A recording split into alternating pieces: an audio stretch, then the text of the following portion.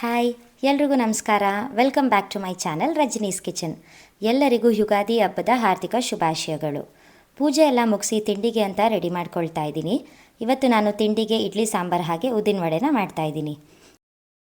ಈ ಸಾಂಬಾರು ಮಾಡೋದಕ್ಕೆ ಜಾಸ್ತಿ ಟೈಮ್ ಏನು ಬೇಕಾಗೋದಿಲ್ಲ, ಹಾಗೆ ತುಂಬ ಕಡಿಮೆ ಇಂಗ್ರೀಡಿಯೆಂಟ್ಸಲ್ಲಿ ತುಂಬಾ ಕ್ವಿಕ್ಕಾಗಿ ಮಾಡ್ಕೊಳ್ಬೋದು. ಅದಕ್ಕೋಸ್ಕರ ಮೊದಲಿಗೆ ಒಂದು 2 ಈರುಳ್ಳಿ ಹಾಗೆ 2 ಟೊಮೆಟೊನ ಈ ರೀತಿ ದಪ್ಪದಾಗಿ ಕಟ್ ಮಾಡಿಕೊಂಡು ಎತ್ತಿಟ್ಕೊಳ್ತಾ ಇದ್ದೀನಿ. ಈಗ ಒಂದು ಕುಕ್ಕರಿಗೆ ತೊಗರಿಬೇಳೆ ಹಾಗೆ 2 ಈರುಳ್ಳಿ ಹಾಗೆ 2 ಟೊಮೆಟೊನ ಹಾಕಿ ಅದಕ್ಕೆ ಸ್ವಲ್ಪ ನೀರನ್ನು ಸೇರಿಸಿ ಕುಕ್ಕರ್ ಲಿಡ್ನ ಕ್ಲೋಸ್ ಮಾಡಿ ಒಂದು 3 ವಿಷಿಲ್ ಕೂಗಿಸ್ಕೊಳ್ಬೇಕು. ಅಷ್ಟರಲ್ಲಿ ಉದ್ದಿನ ವಡೆಗೆ ರೆಡಿ ಮಾಡ್ಕೊಳ್ಳೋಣ. ಒಂದು ಜಾರಿಗೆ 4 ಗಂಟೆ ನೆನೆಸಿಟ್ಕೊಂಡಿರೋ ಅಂಥ ಉದ್ದಿನ ಬೇಳೆನ ಹಾಕ್ಕೊಳ್ತಾ ಇದ್ದೀನಿ. ಇದಕ್ಕೆ ರುಚಿಗೆ ತಕ್ಕಷ್ಟು ಉಪ್ಪನ್ನು ಸೇರಿಸಿ ನೀರು ಹಾಕದೇನೆ ಇದನ್ನು ಗ್ರೈಂಡ್ ಮಾಡ್ಕೊಳ್ಬೇಕು. ನಂತರ ಇದನ್ನು ಒಂದು 5 ನಿಮಿಷ ಚೆನ್ನಾಗಿ ಬೀಟ್ ಮಾಡ್ಕೊಳ್ಬೇಕು. ಈ ಥರ ಬೀಟ್ ಮಾಡ್ಕೊಳ್ಳೋದ್ರಿಂದ ಉದ್ದಿನ ವಡೆ ತುಂಬಾ ಕ್ರಿಸ್ಪಿ ಹಾಗೆ ಒಳಗಡೆ ಅಷ್ಟೇ ಸಾಫ್ಟಾಗಿ ಬರುತ್ತೆ. ನಂತರ ಇದಕ್ಕೆ ಸ್ವಲ್ಪ ತೆಂಗಿನಕಾಯಿ ಪೀಸಸ್, ಸ್ವಲ್ಪ ಕಾಳು ಮೆಣಸಿನ ಪುಡಿ ಹಾಗೆ ಸಣ್ಣದಾಗಿ ಕಟ್ ಮಾಡ್ಕೊಂಡಿರೋಂಥ ಕೊತ್ತಂಬರಿ ಸೊಪ್ಪನ್ನು ಹಾಕಿ ಚೆನ್ನಾಗಿ ಮಿಕ್ಸ್ ಮಾಡಿಕೊಂಡು ಎತ್ತಿಟ್ಕೊಳ್ತಾ ಇದ್ದೀನಿ. ಈಗ ಕುಕ್ಕರಲ್ಲಿ ಇರೋ ಬೇಳೆ ಏನು ಬೇಯಿಸ್ಕೊಂಡಿದ್ವಲ್ಲ ಅದನ್ನು ಕುದಿಯೋದಕ್ಕೆ ಇಟ್ಕೊಂಡು ಅದಕ್ಕೆ ಸ್ವಲ್ಪ ಸಾಂಬಾರು ಪುಡಿ, ರುಚಿಗೆ ತಕ್ಕಷ್ಟು ಉಪ್ಪನ್ನು ಹಾಕಿ ಚೆನ್ನಾಗಿ ಮಿಕ್ಸ್ ಮಾಡಿಕೊಂಡು ಒಗ್ಗರಣೆ ಮಾಡ್ಕೊಳ್ಬೇಕು. ಒಗ್ಗರಣೆಗೆ ಸ್ವಲ್ಪ ಎಣ್ಣೆ, ಸಾಸಿವೆ, ಜೀರಿಗೆ, ಒಣಮೆಣಸಿನ್ಕಾಯಿ ಹಾಗೆ ಸ್ವಲ್ಪ ಕರಿಬೇವಿನ ಸೊಪ್ಪನ್ನು ಹಾಕ್ಕೊಂಡು ಫ್ರೈ ಮಾಡಿಕೊಂಡು ಸಾಂಬಾರಿಗೆ ಹಾಕ್ಕೊಂಡ್ರೆ ಅದ್ರ ಮೇಲೆ ಸ್ವಲ್ಪ ಕೊತ್ತಂಬರಿ ಸೊಪ್ಪು ಹಾಕ್ಕೊಂಡ್ರೆ ತುಂಬಾ ರುಚಿಯಾಗಿರುತ್ತೆ. ಈಗ ಸಾಂಬಾರು ರೆಡಿಯಾಗಿದೆ. ಇಡ್ಲಿ ಮಾಡ್ಕೊಳ್ಳೋದಕ್ಕೆ ಈಗ ಇಡ್ಲಿ ಪ್ಲೇಟಿಗೆ ಎಣ್ಣೆನ ಸವರ್ಕೊಂಡು ಇಡ್ಲಿ ಹಿಟ್ಟನ್ನು ಹಾಕ್ಕೊಳ್ತಾ ಇದ್ದೀನಿ. ನಂತರ ಇಡ್ಲಿ ಪಾತ್ರೆಗೆ ಸ್ವಲ್ಪ ನೀರನ್ನು ಹಾಕಿ ಒಂದ್ರ ಮೇಲೆ ಒಂದರಂತೆ ಈ ರೀತಿ ಇಡ್ಲಿ ಪ್ಲೇಟ್ನ ಜೋಡಿಸಿ ಮೀಡಿಯಮ್ ಫ್ಲೇಮಲ್ಲಿ 15 ನಿಮಿಷ ಬೇಯಿಸ್ಕೊಳ್ಳೋಣ. ಇಡ್ಲಿ ಬೇಯೋ ಅಷ್ಟರಲ್ಲಿ ಉದ್ದಿನ ವಡೆನ ಮಾಡ್ಕೊಳ್ಳೋಣ. ಅದಕ್ಕೋಸ್ಕರ ಈ ರೀತಿ ಉದ್ದಿನ ಹಿಟ್ಟನ್ನು ಈ ರೀತಿ ಉಂಡೆ ಮಾಡಿಕೊಂಡು ಮಧ್ಯದಲ್ಲಿ ಸಣ್ಣದಾಗಿ ಹೀಗೆ ತೂತು ಮಾಡಿಕೊಂಡು ಕಾದಿರೋ ಎಣ್ಣೆಗೆ ನಿಧಾನಕ್ಕೆ ಈ ರೀತಿ ಹಾಕ್ಕೊಳ್ಬೇಕು. ಮೀಡಿಯಮ್ ಫ್ಲೇಮಲ್ಲಿ 2 ಕಡೆ ಫ್ಲಿಪ್ ಮಾಡಿಕೊಂಡು ಈ ರೀತಿ ಗೋಲ್ಡನ್ ಬ್ರೌನ್ ಕಲರ್ ಬರೋವರೆಗೂ ಬೇಯಿಸ್ಕೊಂಡ್ರೆ ಸಖತ್ ಕ್ರಿಸ್ಪಿ ಆಗಿರುವಂಥ ಉದ್ದಿನ ವಡೆ ರೆಡಿ ಆಗುತ್ತೆ. ಅಷ್ಟರಲ್ಲಿ ಇಡ್ಲಿ ಕೂಡ ರೆಡಿಯಾಗಿತ್ತು. ಇಡ್ಲಿ ತುಂಬಾ ಸಾಫ್ಟಾಗಿ ಬಂದಿತ್ತು. ಇಡ್ಲಿ ವಡೆ ಸಾಂಬಾರು ಸಖತ್ ಕಾಂಬಿನೇಷನ್ ಅಲ್ವಾ? ಈಗ ಪ್ಲೇಟಿಗೆ ಸರ್ವ್ ಮಾಡ್ಕೊಳ್ತಾ ಇದ್ದೀನಿ. ತಿಂಡಿಯೆಲ್ಲ ತಿಂದಾದಮೇಲೆ ಮಧ್ಯಾಹ್ನ ಊಟಕ್ಕೆ ರೆಡಿ ಮಾಡ್ಕೊಳ್ತಾ ಇದ್ದೀನಿ. ಹಬ್ಬ ಅಂದಮೇಲೆ ಊಟಕ್ಕೆ ಏನಾದರೂ ಸ್ಪೆಷಲ್ ಇರಲೇಬೇಕು ಅಲ್ವಾ? ಮೊದಲಿಗೆ ಯುಗಾದಿ ಸ್ಪೆಷಲ್ ಯುಗಾದಿ ಪಚಡಿನ ಮಾಡ್ಕೊಳ್ತಾ ಇದ್ದೀನಿ. ಒಂದು ಬೌಲ್ಗೆ 1 ನಿಂಬೆ ಹಣ್ಣಿನ ಸೈಜ್ದು ಹುಣಸೆ ಹಣ್ಣಿಗೆ ಸ್ವಲ್ಪ ನೀರನ್ನು ಹಾಕಿ ನೆನೆಸಿಟ್ಕೊಳ್ಬೇಕು. ನಂತರ ಅದನ್ನು ಸ್ಕ್ವೀಸ್ ಮಾಡಿಕೊಂಡು ಇನ್ನೊಂದು ಪಾತ್ರೆಗೆ ಅದನ್ನು ಹಾಕ್ಕೊಳ್ತಾ ಇದ್ದೀನಿ. ಇದಕ್ಕೆ ಸ್ವಲ್ಪ ಬೇವಿನ ಹೂ ಇರುತ್ತಲ್ಲ ಅದನ್ನು ಹಾಕ್ಕೊಂಡು ಅದಕ್ಕೆ ಸ್ವಲ್ಪ ಮೆಣಸಿನ ಪುಡಿ, ಉಪ್ಪು ಹಾಗೆ ಸ್ವಲ್ಪ ಬೆಲ್ಲದ ಪುಡಿ, ಸಣ್ಣದಾಗಿ ಕಟ್ ಮಾಡ್ಕೊಂಡಿರುವಂಥ ಮಾವಿನಕಾಯಿ ಹಾಕಿ ಮಿಕ್ಸ್ ಮಾಡಿಕೊಂಡ್ರೆ ಯುಗಾದಿ ಪಚಡಿ ರೆಡಿ. ಸಾಂಬಾರು ಮಾಡ್ಕೊಳ್ಳೋಣ ಅಂತ ಎಲ್ಲ ರೆಡಿ ಮಾಡ್ಕೊಳ್ತಾ ಇದ್ದೀನಿ. ನುಗ್ಗೆಕಾಯಿ ಸಾಂಬಾರು ಯಾರಿಗಿಷ್ಟ ಆಗಲ್ಲ ಹೇಳಿ? ಅದಕ್ಕೆ ನುಗ್ಗೆಕಾಯಿನ ಈ ರೀತಿ ಪೀಸಸ್ ಆಗಿ ಕಟ್ ಮಾಡ್ಕೊಳ್ತಾ ಇದ್ದೀನಿ. ಈಗ ಒಂದು ಕುಕ್ಕರಿಗೆ ತೊಳೆದಿಟ್ಕೊಂಡಿರೋ ಅಂಥ ತೊಗರಿಬೇಳೆನ ಹಾಕ್ಕೊಳ್ತಾ ಇದ್ದೀನಿ. ಹಾಗೆ 1-2 ಟೊಮೆಟೊನ ಹಾಕ್ಕೊಂಡು ಸ್ವಲ್ಪ ನೀರು ಹಾಗೆ ಚಿಟಿಕೆ ಅರಿಶಿನ ಹಾಕಿ ಚೆನ್ನಾಗಿ ಮಿಕ್ಸ್ ಮಾಡಿ ಕುಕ್ಕರ್ ಲಿಡ್ನ ಕ್ಲೋಸ್ ಮಾಡಿ 3 ವಿಷಿಲ್ ಕೂಗಿಸ್ಕೊಳ್ತಾ ಇದ್ದೀನಿ. ನೆಕ್ಸ್ಟು ಇನ್ನೊಂದು ಪಾತ್ರೆಗೆ ಸ್ವಲ್ಪ ಎಣ್ಣೆನ ಹಾಕಿ ಸಾಸಿವೆ, ಜೀರಿಗೆ, ಒಣಮೆಣಸಿನ್ಕಾಯಿ, ಬೆಳ್ಳುಳ್ಳಿ, ಕರಿಬೇವಿನ ಸೊಪ್ಪನ್ನು ಹಾಕಿ ಫ್ರೈ ಮಾಡ್ಕೊಳ್ಬೇಕು. ನುಗ್ಗೆಕಾಯಿ ಸಾಂಬಾರಿಗೆ ಸಾಂಬಾರು ಈರುಳ್ಳಿ ಹಾಕೋದ್ರಿಂದ ತುಂಬಾ ರುಚಿಯಾಗಿರುತ್ತೆ.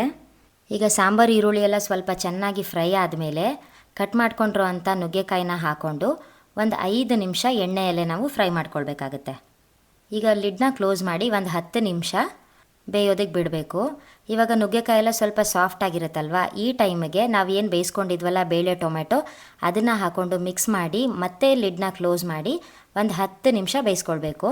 ಇವಾಗ ಸಾಂಬಾರು ಕುದೀತಾ ಇದೆ. ಈ ಟೈಮಲ್ಲಿ ಸಾಂಬಾರು ಪುಡಿ ಹಾಗೆ ರುಚಿಗೆ ತಕ್ಕಷ್ಟು ಉಪ್ಪನ್ನು ಹಾಕಿ ಚೆನ್ನಾಗಿ ಮಿಕ್ಸ್ ಮಾಡಿ ಅದಕ್ಕೆ ಸ್ವಲ್ಪ ಹುಣಸೆ ರಸ ಹಾಕಿ ಚೆನ್ನಾಗಿ ಅದನ್ನು ಕುದಿಯೋದಕ್ಕೆ ಬಿಡಬೇಕು. ನಂತರ ಸ್ವಲ್ಪ ಕೊತ್ತಂಬರಿ ಸೊಪ್ಪನ್ನು ಹಾಕ್ಕೊಂಡ್ರೆ ನುಗ್ಗೆಕಾಯಿ ಸಾಂಬಾರು ರೆಡಿ ಆಗುತ್ತೆ. ಸಾಂಬಾರೆಲ್ಲ ಆದಮೇಲೆ ಈಗ ಕೋಸಂಬರಿ ಮಾಡ್ಕೊಳ್ಳೋದಕ್ಕೆ ಅಂತ ಎಲ್ಲ ರೆಡಿ ಮಾಡ್ಕೊಳ್ತಾ ಇದ್ದೀನಿ. ಸೌತೆಕಾಯಿ ಸಿಪ್ಪೆ ತೆಗೆದು ಹಾಗೆ ಕ್ಯಾರೆಟನ್ನು ಸಿಪ್ಪೆ ತೆಗೆದು ತುರಿದು ಇಟ್ಕೊಳ್ತಾ ಇದ್ದೀನಿ. ಹಾಗೆ ಕೋಸಂಬರಿಗೆ ಸಣ್ಣದಾಗಿ ಸೌತೆಕಾಯಿನ ಹಾಕೋದ್ರಿಂದ ತುಂಬಾ ರುಚಿಯಾಗಿರುತ್ತೆ. ಅದ್ರ ಜೊತೆಗೆ ಸ್ವಲ್ಪ ಕೊತ್ತಂಬರಿ ಸೊಪ್ಪನ್ನು ಸಹ ಕಟ್ ಮಾಡ್ಕೊಳ್ತಾ ಇದ್ದೀನಿ. ಈಗ ಒಂದು ಬೌಲ್ಗೆ ನೆನೆಸಿಟ್ಕೊಂಡಿರೋ ಅಂಥ ಹೆಸರುಬೇಳೆ ಹಾಕ್ಕೊಂಡು ಸಣ್ಣದಾಗಿ ಕಟ್ ಮಾಡ್ಕೊಂಡಿರೋ ಅಂಥ ಸೌತೆಕಾಯಿ, ತೆಂಗಿನಕಾಯಿ ತುರಿ, ಕ್ಯಾರೆಟ್ ತುರಿ ಹಾಗೆ ಸ್ವಲ್ಪ ಕೊತ್ತಂಬರಿ ಸೊಪ್ಪು, ಹಸಿಮೆಣಸಿನ್ಕಾಯಿ, ನಿಂಬೆ ರಸ, ಉಪ್ಪು ಮತ್ತು ಮೆಣಸಿನ ಪುಡಿ ಹಾಕಿ ಮಿಕ್ಸ್ ಮಾಡಿಕೊಂಡು ಎತ್ತಿಟ್ಕೊಳ್ತಾ ಇದ್ದೀನಿ. ಸ್ವೀಟ್ ಕಾರ್ನ್ ಸಲಾಡ್ ಮಾಡೋದಕ್ಕೆ ಅಂತ ಇನ್ನೊಂದು ಬೌಲ್ಗೆ ಬೇಯಿಸಿಟ್ಕೊಂಡಿರೋ ಅಂಥ ಸ್ವೀಟ್ ಕಾರ್ನ್, ಸ್ವಲ್ಪ ದಾಳಿಂಬೆ, ತೆಂಗಿನಕಾಯಿ ತುರಿ, ಉಪ್ಪು, ಮೆಣಸಿನ ಪುಡಿ ಹಾಗೆ ಸ್ವಲ್ಪ ಕೊತ್ತಂಬರಿ ಸೊಪ್ಪು, ನಿಂಬೆ ರಸ ಹಾಕಿ ಮಿಕ್ಸ್ ಮಾಡಿಕೊಂಡ್ರೆ ಸ್ವೀಟ್ ಕಾರ್ನ್ ಸಲಾಡ್ ರೆಡಿ ಆಗುತ್ತೆ. ಯುಗಾದಿ ಹಬ್ಬ ಅಂದಮೇಲೆ ಮಾವಿನಕಾಯಿ ಚಿತ್ರಾನ್ನ ಮಾಡಿಲ್ಲ ಅಂದರೆ ಹೇಗೆ ಅಲ್ವಾ? ಸಖತ್ ಟೇಸ್ಟಿ ಹಾಗೆ ಫ್ಲೇವರ್ಫುಲ್ ಆಗಿರೋಂಥ ಮಾವಿನಕಾಯಿ ಚಿತ್ರಾನ್ನ ಮಾಡ್ಕೊಳ್ಳೋದಕ್ಕೆ ನಾನಿಲ್ಲಿ ಒಂದು ಮಾವಿನಕಾಯಿನ ಈ ರೀತಿ ಸಿಪ್ಪೆ ತೆಗೆದು ಸಣ್ಣದಾಗಿ ತುರಿದು ಒಂದು ಪ್ಲೇಟಲ್ಲಿ ಎತ್ತಿಟ್ಕೊಳ್ತಾ ಇದ್ದೀನಿ. ಈಗ ಒಂದು ಜಾರ್ಗೆ ನಾವೇನು ತುರಿದಿಟ್ಕೊಂಡಿದ್ವಲ್ಲ ಆ ಮಾವಿನಕಾಯಿನ ಹಾಕ್ಕೊಂಡು ಅದಕ್ಕೆ ಖಾರಕ್ಕೆ ಎಷ್ಟು ಬೇಕೋ ಅಷ್ಟು ಹಸಿಮೆಣಸಿನ್ಕಾಯಿ ಹಾಗೆ ಸ್ವಲ್ಪ ತೆಂಗಿನಕಾಯಿ ತುರಿನ ಹಾಕಿ ನೀರು ಹಾಕದೇನೆ ಇದನ್ನು ಗ್ರೈಂಡ್ ಮಾಡಿ ಎತ್ತಿಟ್ಕೊಂಡಿದ್ದೀನಿ.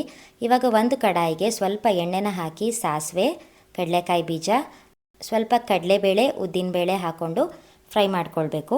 ಈಗ 2 ಒಣಮೆಣಸಿನ್ಕಾಯಿ, ಕರಿಬೇವಿನ ಸೊಪ್ಪು ಹಾಗೆ ಸ್ವಲ್ಪ ಜಾಸ್ತಿನೇ ಬೆಳ್ಳುಳ್ಳಿನ ಹಾಕಿ ಫ್ರೈ ಮಾಡ್ಕೊಳ್ಬೇಕು. ಟ್ರಸ್ಟ್ ಮೀ, ಚಿತ್ರಾನ್ನಕ್ಕೆ ಬೆಳ್ಳುಳ್ಳಿ ಹಾಕೋದ್ರಿಂದ ಸಖತ್ ಫ್ಲೇವರ್ ಕೊಡುತ್ತೆ. ಈಗ ಗ್ರೈಂಡ್ ಮಾಡ್ಕೊಂಡ್ರು ಅಂತ ಮಾವಿನಕಾಯಿ ಪೇಸ್ಟನ್ನು ಹಾಕ್ಕೊಂಡು ಚೆನ್ನಾಗಿ ಮಿಕ್ಸ್ ಮಾಡ್ಕೊಳ್ಬೇಕು. ರುಚಿಗೆ ತಕ್ಕಷ್ಟು ಉಪ್ಪು ಹಾಗೆ ಚಿಟಿಕೆ ಅರಿಶಿನ ಹಾಕಿ ಸ್ವಲ್ಪ ಹಸಿ ವಾಸನೆ ಹೋಗೋವರೆಗೂ ಇದನ್ನು ಹುರ್ಕೊಳ್ಬೇಕು. ಇವಾಗ ಈ ಗೊಜ್ಜಲ್ಲಿ ನಾನು ಸ್ವಲ್ಪ ಗೊಜ್ಜನ್ನು ಎತ್ತಿಟ್ಕೊಳ್ತಾ ಇದ್ದೀನಿ. ಮಿಕ್ಕಿದ ಗೊಜ್ಜಿಗೆ ಸ್ವಲ್ಪ ಅನ್ನನ ಹಾಕಿ ಈ ರೀತಿ ಕಲಿಸ್ಕೊಂಡು ಸಣ್ಣದಾಗಿ ಕಟ್ ಮಾಡ್ಕೊಂಡ್ರು ಅಂತ ಕೊತ್ತಂಬರಿ ಸೊಪ್ಪನ್ನು ಹಾಕಿ ಮಿಕ್ಸ್ ಮಾಡಿಕೊಂಡ್ರೆ ಸಖತ್ ಫ್ಲೇವರ್ಫುಲ್ ಆಗಿರೋಂಥ ಮಾವಿನಕಾಯಿ ಚಿತ್ರಾನ್ನ ಕೂಡ ರೆಡಿ ಆಗುತ್ತೆ. ಯುಗಾದಿ ಹಬ್ಬಕ್ಕೆ ಮಾವಿನಕಾಯಿ ಚಿತ್ರಾನ್ನ ಮಾಡಿದ್ಮೇಲೆ ಒಬ್ಬಟ್ಟು ಮಾಡದೇ ಇರೋಕ್ಕಾಗತ್ತಾ ಹೇಳಿ? ಯುಗಾದಿ ಸ್ಪೆಷಲ್ ಒಬ್ಬಟ್ಟು ಮಿಸ್ಸೇ ಮಾಡೋಂಗಿಲ್ಲ.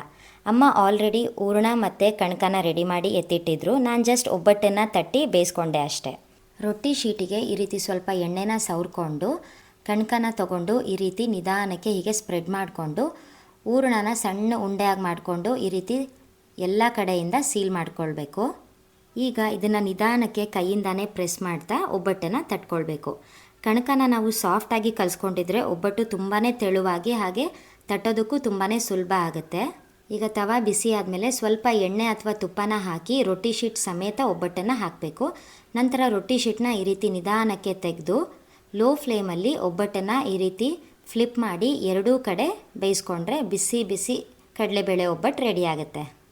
ಸೊ ಲಾಸ್ಟಿಗೆ ಮಸಾಲೆ ವಡೆನ ಮಾಡ್ತಾಯಿದ್ದೀನಿ. ಸೊ ಇದಕ್ಕೆ ಒಂದು ಜಾರಿಗೆ ನೆನೆಸಿಟ್ಕೊಂಡಿರೋ ಅಂಥ ಕಡಲೆಬೇಳೆನ ಹಾಕ್ಕೊಳ್ತಾ ಇದ್ದೀನಿ.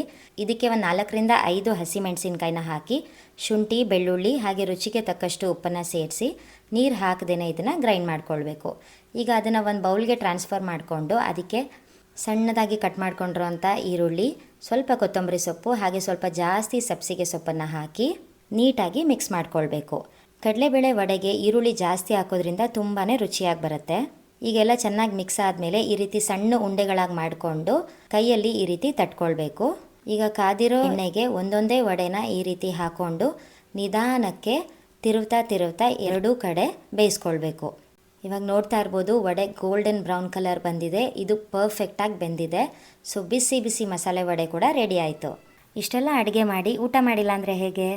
ಮೊದಲಿಗೆ ಬಾಳೆ ಎಲೆಗೆ ಉಪ್ಪು, ಉಪ್ಪಿನಕಾಯಿ, ಕೋಸಂಬರಿ, ಸ್ವೀಟ್ ಕಾರ್ನ್ ಕೋಸಂಬರಿ, ಹೆಸರುಬೇಳೆ ಪಾಯಸ, ಅದ್ರ ಮೇಲೆ ಸ್ವಲ್ಪ ತುಪ್ಪ, ಬಿಸಿ ಬಿಸಿ ಒಬ್ಬಟ್ಟು, ಕಡಲೆಬೇಳೆ ವಡೆ, ಹಪ್ಪಳ, ಮಾವಿನಕಾಯಿ ಚಿತ್ರಾನ್ನ, ಬಿಸಿ ಬಿಸಿ ಅನ್ನ, ಸ್ವಲ್ಪ ತುಪ್ಪ, ಮೇಲೆ ನುಗ್ಗೆಕಾಯಿ ಸಾಂಬಾರ್, ನೀರು ಮಜ್ಜಿಗೆ ಹಾಗೆ ಯುಗಾದಿ ಪಚಡಿ. ಇವತ್ತಿನ ಈ ವಿಡಿಯೋ ನಿಮಗಿಷ್ಟ ಆಗಿದ್ದರೆ ನೀವು ಕೂಡ ಟ್ರೈ ಮಾಡಿ ಹೇಗೆ ಬಂತು ಅಂತ ಕಮೆಂಟ್ ಮೂಲಕ ತಿಳಿಸಿ. ಹಾಗೆ ಈ ವಿಡಿಯೋನ ಲೈಕ್ ಮಾಡಿ, ಶೇರ್ ಮಾಡಿ ಹಾಗೆ ಸಬ್ಸ್ಕ್ರೈಬ್ ಮಾಡೋದು ಮರಿಬೇಡಿ. Thank you.